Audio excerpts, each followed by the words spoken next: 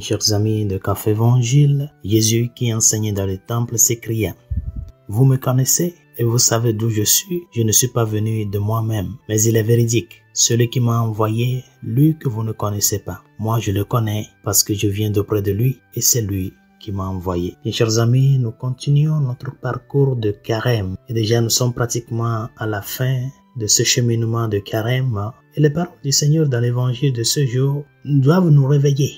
Nous qui sommes encore en train de dormir, doivent réveiller notre attention, notre sensus fidei, notre sens de foi sur ce qu'est le carême et ce qu'elle doit signifier pour nous comme chrétiens. Et le parcours de carême est avant toute chose une interpellation à découvrir Dieu, à faire l'expérience de Dieu. Un Dieu qui chemine avec l'homme, un Dieu qui se fait compagnon de notre route, un Dieu qui lui-même s'est mis déjà en route et nous appelle à le suivre sur le même chemin qu'il a emprunté, non pas à construire ou à ouvrir notre chemin aux dépens de lui. Connaître Dieu. Dans la Bible, le verbe connaître ne signifie pas lire un livre ni entendre une nouvelle. Dans le livre de la Genèse, l'auteur sacré nous dit: Adam a connu Ève, sa femme, qui a conçu. Le psaume 139 nous dit: Seigneur, tu me scrutes et tu me connais. Par conséquent, quand la Bible parle de connaître, elle se réfère à une connaissance amoureuse, connaître dans l'amour, à une alliance nuptiale, à une douce entrée dans la vie de celui qui nous appelle et qui nous fait promesse de faire la vie avec nous, d'accueillir et d'héberger celui qui est l'amant, l'époux.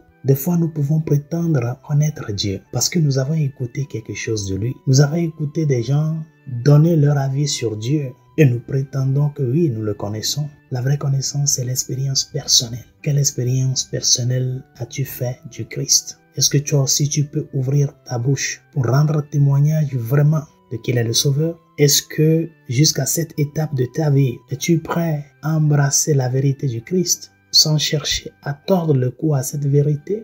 Est-ce que tu vis selon les commandements du Seigneur, selon les commandements de l'Église? Connaître, c'est aimer, chers amis. Et ce cheminement de carême, c'est seulement ceux qui sont amoureux du Christ, vraiment, qui peuvent le faire. C'est-à-dire mourir pour que l'époux qui a donné sa vie pour notre salut puisse voir en nous un autre Simon de Cyrène, une autre Véronique, qui sont prêts à l'accompagner, qui sont prêts à laisser tout pour pleurer avec l'époux qui pleure, pour souffrir avec l'époux qui souffre, pour donner ne serait-ce qu'une goutte d'eau pour étancher sa soif. C'est ça le carême. Mais pour pouvoir arriver à cela, chers amis, il faut cultiver une vie assidue de prière, d'union avec le Christ. Nous ne pouvons pas passer le temps de carême sans avoir des moments extra de prière, d'adoration, de visite au Saint-Sacrement. Faire quelque chose de plus que ce que tu as l'habitude de faire. Nous ne pouvons pas passer ce temps de carême sans faire cet effort, par exemple, de participer à la méditation du chemin de la croix. Une méditation propre à ce temps. L'amour pour l'époux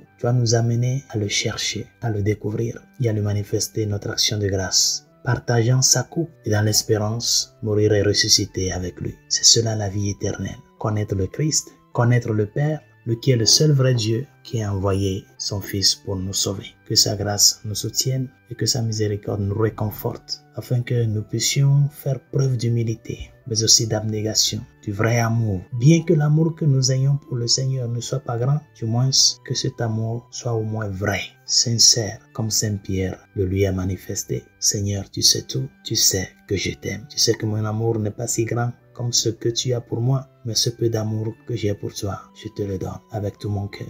Donne-moi la force de pouvoir moi aussi parvenir à faire preuve d'un amour honnête, sincère et engagé avec toi, en toi et pour le bien de tous ceux qui nous entourent. Bonne journée, Dieu vous bénisse.